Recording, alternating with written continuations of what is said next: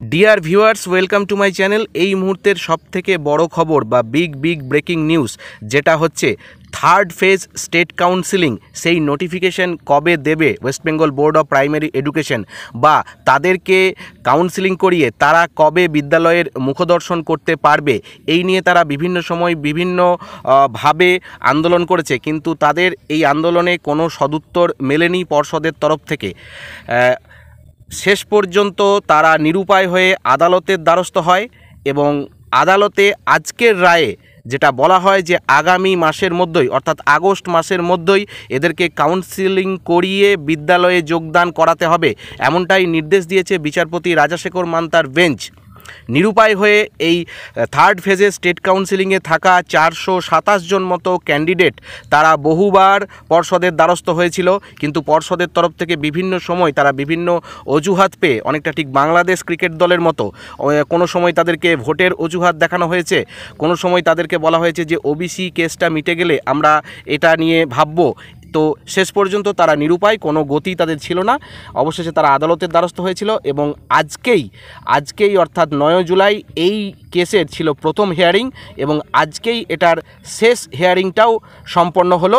বিচারপতি রাজাশেখর মান্তা তিনি নির্দেশ দিয়েছেন যে আগামী মাসের মধ্যে, অর্থাৎ আগস্ট মাসের মধ্যে এই সমস্ত ক্যান্ডিডেটদেরকে অবিলম্বে কাউন্সিলিং করিয়ে তাদেরকে বিদ্যালয়ে জয়েন করাতে হবে। এর আগে আমরা দেখেছি 9,533 জন, এই 11,765 যে রিক্রুটমেন্ট, সেখান থেকে প্যানেলিস্ট হয়েছিলেন এবং এখান থেকে 37 জন মতো ক্যান্ডিডেট তাদের বিভিন্ন ডকুমেন্ট সমস্যার কারণে তারা বাদ পড়েছিলেন এবং এখানে পিটিশনারদের পক্ষ থেকে আইনজীবী ছিলেন সুরজিৎ নাথ মৈত্র, পীযূষ ত্রিবেদী, চিত্তপ্রিয় ঘোষ, সোমেশ কুমার ঘোষ প্রমুখরা। তো আজকের এই রায়, যে সমস্ত ক্যান্ডিডেটরা চাকরির জন্য এত বছর ধরে প্রতীক্ষা করছেন, এত আন্দোলন করছেন, তাদের জয় একথা বলার অপেক্ষা রাখে না। আপনারা শুনে নিন সেই সমস্ত পিটিশনারদের মুখে আজকের সিনপসিসটা। আজকে আমরা 427 জন রিমেনিং স্টেট লেভেল ক্যান্ডিডেটের পক্ষ থেকে কলকাতা হাইকোর্টে এসেছিলাম। আমাদের কেস মেনশন ছিল আজকে 12 নম্বর কোর্টে, 13 নম্বর কোর্টের রাজাশেখর মান্তার এজলাসে 12 নম্বর সিরিয়ালে। তো ওই কেসটি আজকে যথাসময়ে উঠেছিল। ওঠার পরে আমাদের তরফ থেকে লয়ার ছিলেন সুরজিৎ নাথ মিত্র স্যার, পীযূষ ত্রিবেদী স্যার এবং চিত্তপ্রিয় স্যার এবং সোমেশ স্যার। এই চারজনকে ওনারা যথাযথভাবেই আমাদের বিষয়টি উপস্থাপন করেন এবং জজ সাহেব যত মনোযোগ দিয়ে শোনেন।